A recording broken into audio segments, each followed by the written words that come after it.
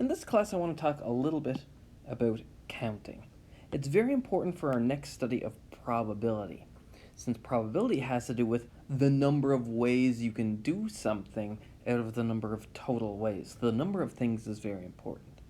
So I want to talk with a little example first. We'll look at some easy scenarios to begin with. Okay, so suppose there's a restaurant, and this restaurant has 4 chicken dishes, we'll just call them C1 through C4, and 3 beef dishes, B1 through B3. And combo 1 is either a chicken or a beef dish with a side, and a standard set of sides that doesn't change. Combo 2 is a bigger one. You get 1 chicken and 1 beef dish and your standard sides. So I want to know how many different combo 1s you can make and how many different combo 2s you can make. So maybe pause the video now and see if you can figure that out.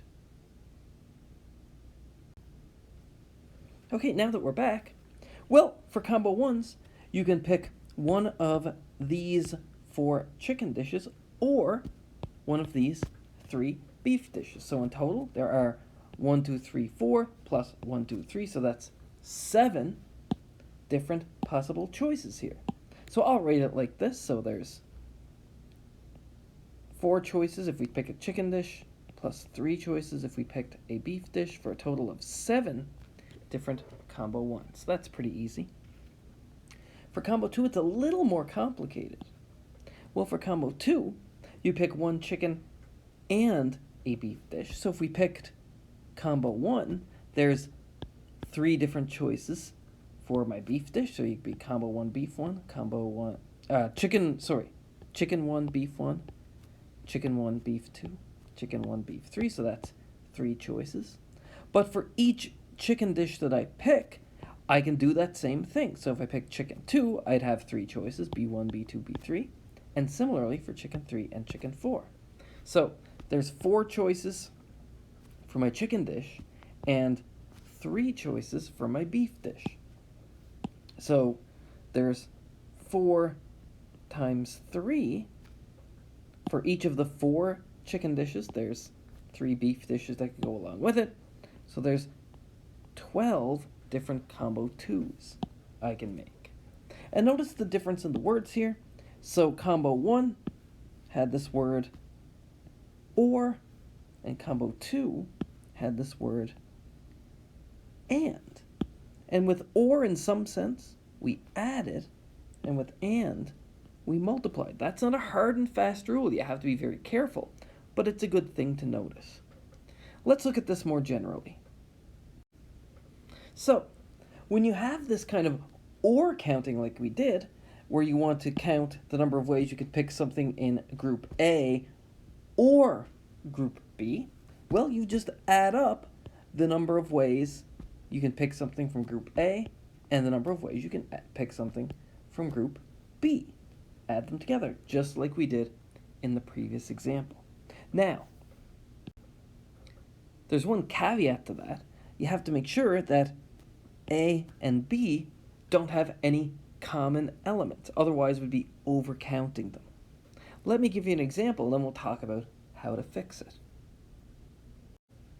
So, let's say I had the example of, let's get a set E, which is all even numbers between 1 and 10. So that's going to be 2, 4, 6, 8, and 10. They're all the even numbers from 1 to 10.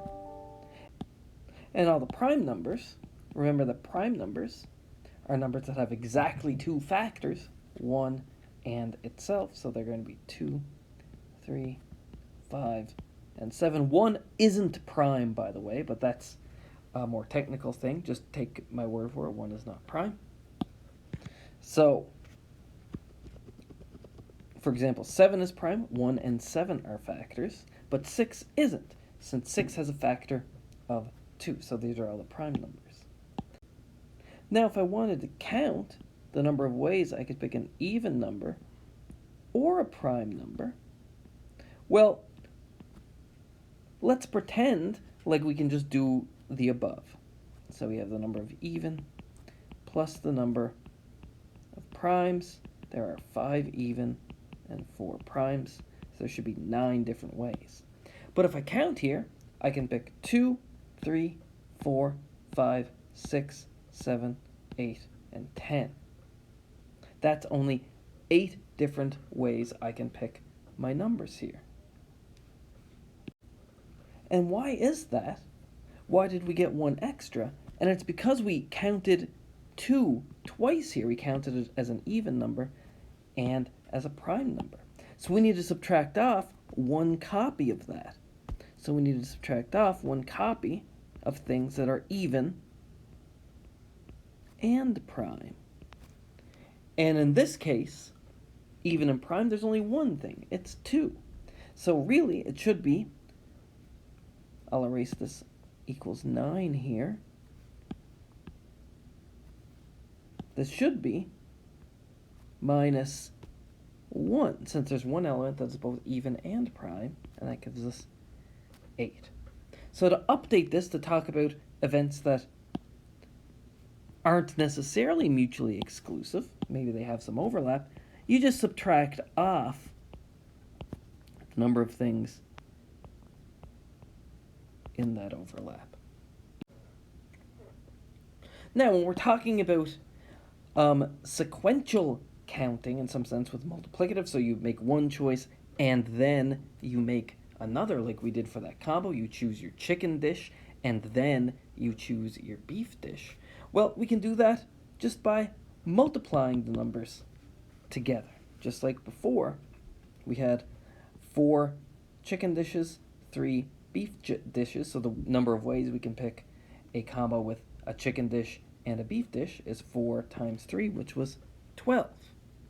So the only thing I have to say about that is you have to make sure that your events A and B are what's called independent. And independent means that if I choose something from the first group, the first set, it doesn't affect the number of choices in my second set. So everything kind of stays the same. So it's nice and independent. If it's not independent, there are ways of dealing with it, and we'll talk about that a little bit later. Now let's go ahead and do an example to see this in more detail. So here's an example. Let's say we have a closet, and it has the following things in it. 5 shirts, 4 pairs of pants, 3 dresses, and you have 6 pairs of socks. And we'll call an outfit either a shirt-pant combination, so you put on a shirt and a pair of pants, and of course socks, or you put on a dress and a pair of socks. And we want to know, in our closet, how many different outfits we can make. Think about the counting rules that we just talked about. Pause the video now, try it yourself, see if you can work this out. Okay, now that we're back, let's think about this. I like to work out what's going on in terms of a string of ands and ors, and that helps me kind of think to realize what to do. So what are my outfits? So first of all, I'm always going to have a pair of socks. So I'm going to pick my socks, and then I'm going to pick one of 2 things. I'm going to pick either a shirt and a pair of pants, or I'm going to pick a dress. Okay, so that's how I pick. I pick my socks, and then I pick either a shirt-pants combination or a dress. So let's work this out, and now we have kind of a formula to help us think. Note that no matter what shirt I pick, it doesn't affect which pair of pants I can pick, so those choices are independent. And my shirt and pants combos are not dresses, so shirt and pants combos and dresses are mutually exclusive. And finally, choosing a pair of socks is independent to what other choices I make. So all of these counting rules hold up very nicely.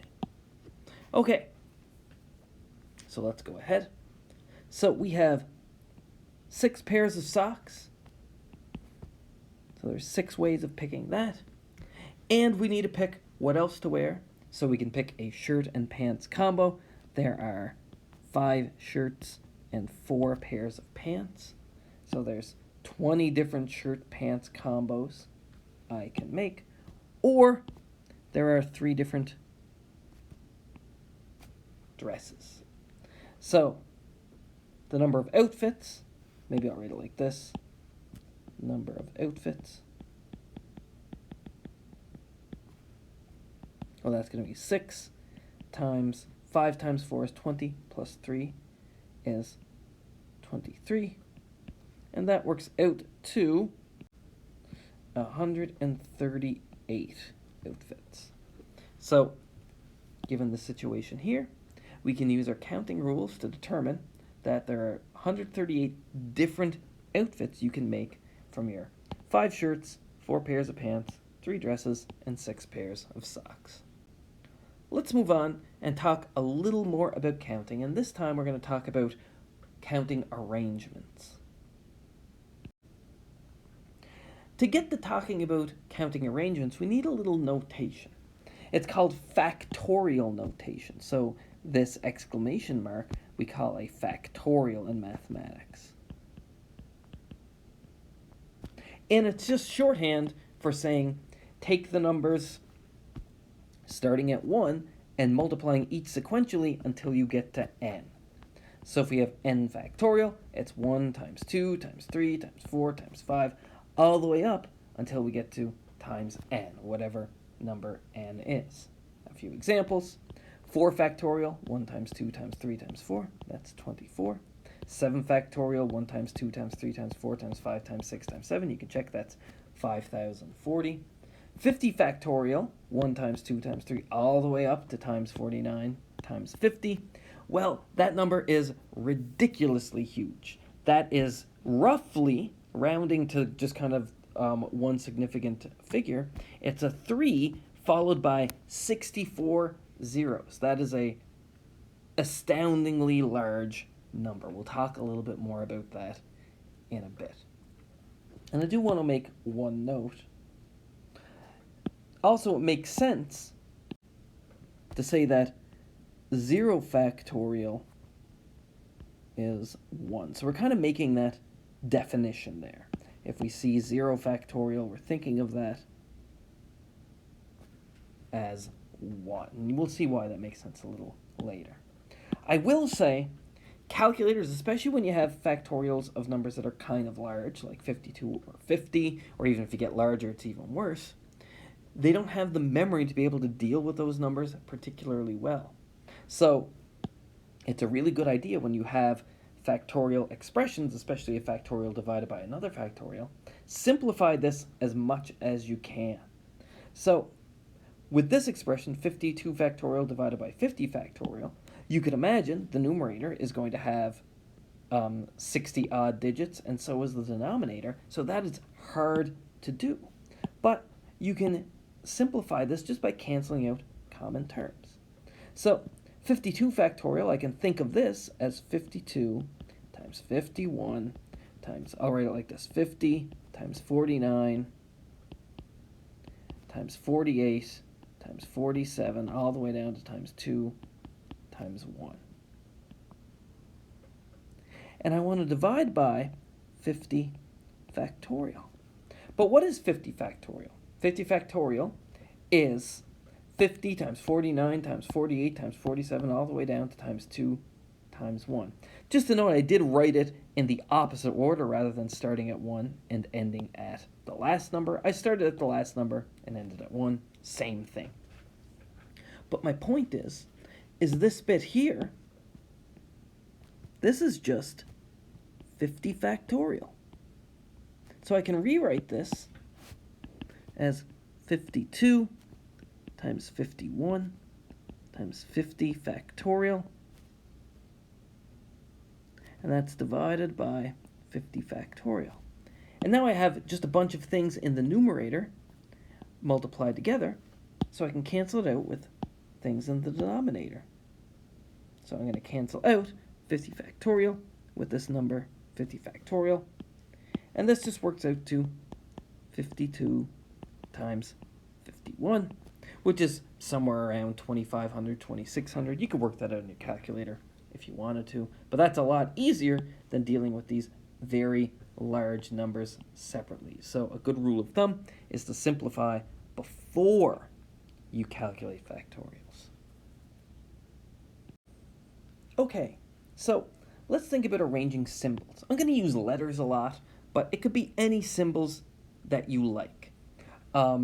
Here we have 4 letters, D, A, M, P, and I want to know how many different ways you can arrange these. Now, one thing you could try and do, but I don't suggest it, is list them all. You have to be very systematic about it in order to get them all, and I will just tell you that these numbers, as the number of symbols goes up, even if you had 5 symbols, there will be a whole whack of ways of arranging these.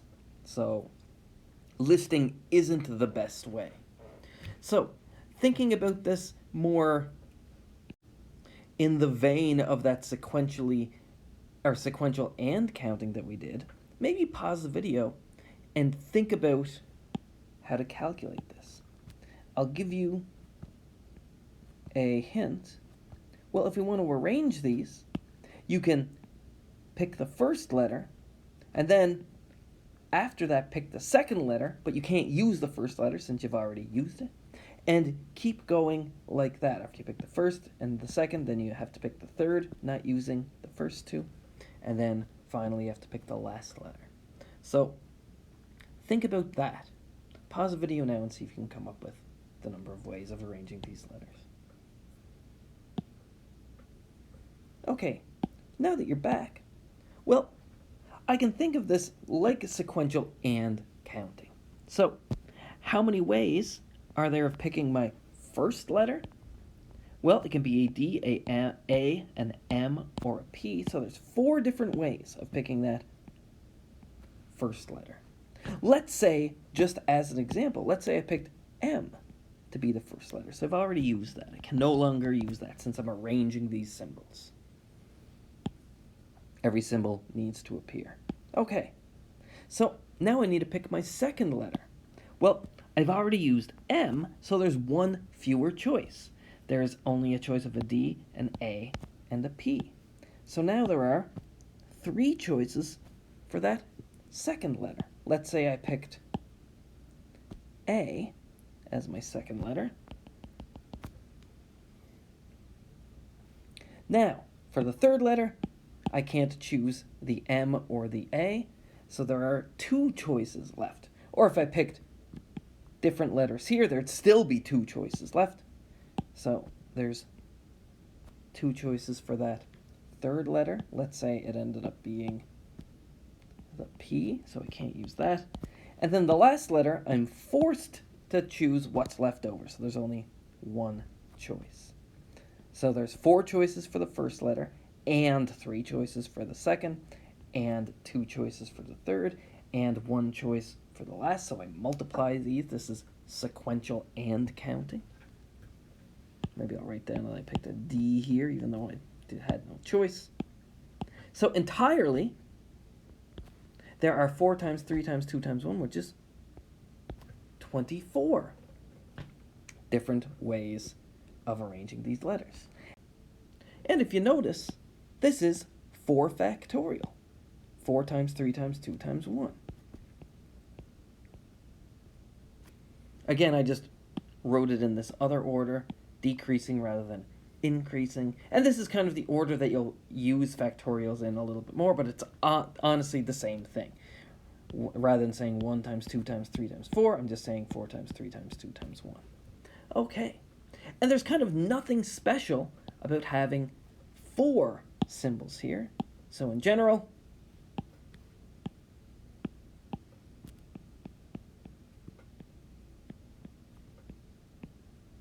there are n factorial ways of arranging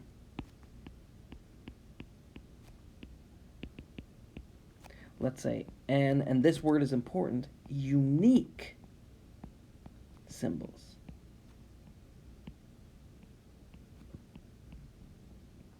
and that's going to be important to us. All of these symbols are different.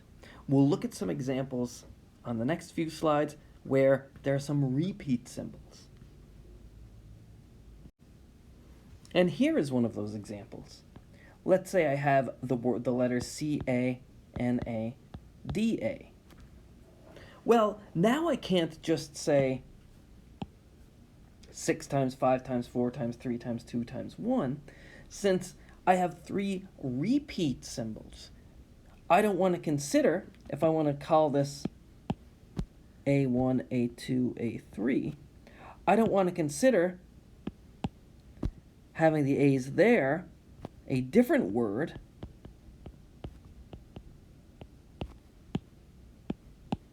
than if I kind of swapped where a few of the A's were. I want to consider them the same word. I don't want these A's to be differentiated at all at the end. To count these, we are going to have to differentiate them in the beginning, but we're going to get rid of that a little bit later at the end. So our plan is going to be as follows. So first, arrange the symbols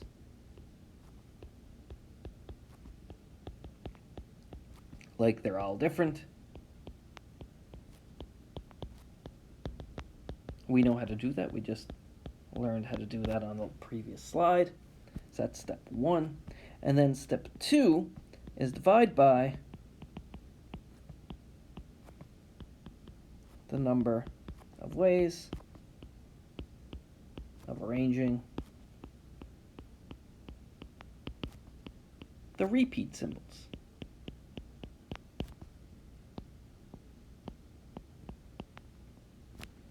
So in our example here, let's say we had C-A-N-A-D-A. Well, imagining all the A's are different, well, the A's, if we think of this as A1, A2, A3, then there are 3 choices for what the first A could be.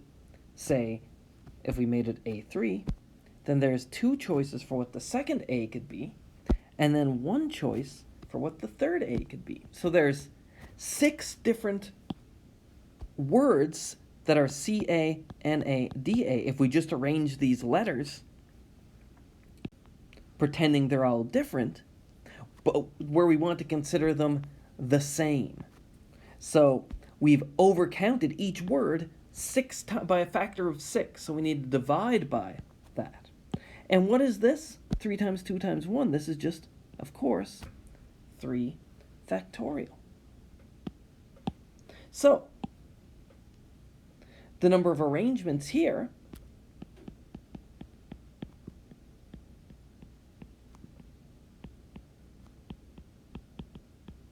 well, that's going to be, well, if we pretend that all of the letters are different, we have 6 times 5 times 4 times 3 times 2 times 1. So that's 6 factorial ways of arranging these letters, pretending they're all different. But there's 3 factorial ways, so 6 ways of arranging the A's inside of the word that we picked. And again, we can simplify this a little bit. So it's going to be 6 times 5 times 4 times, well, 3 times 2 times 1, which I'll just write as 3 factorial. And I can cancel these out. So it just has 6 times 5 times 4, which I believe you can easily work out to see this is 120. So there are 120 different arrangements of the letters C-A-N-A-D-A, where we're considering the A's all the same. So in general,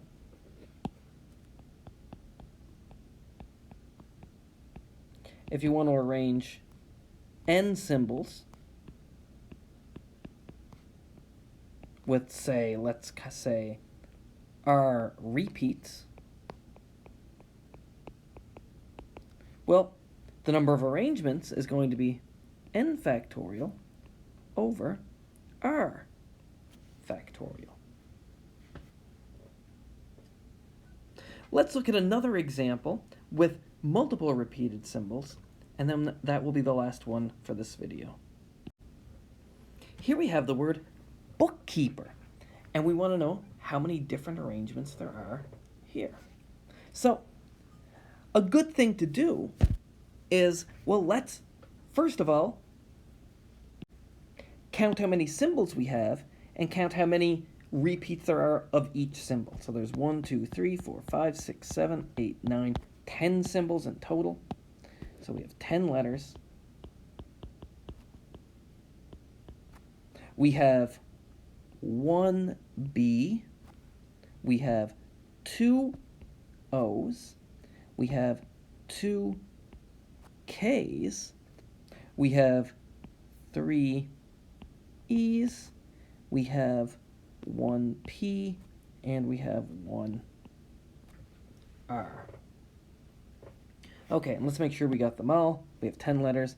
1 plus 2 plus 2 is 5, plus 3 is 8, plus 1 is 9, plus 1 is 10. We've accounted for all of our letters. Now, the same idea applies. We're going to pretend like they're all different, so the number of arrangements.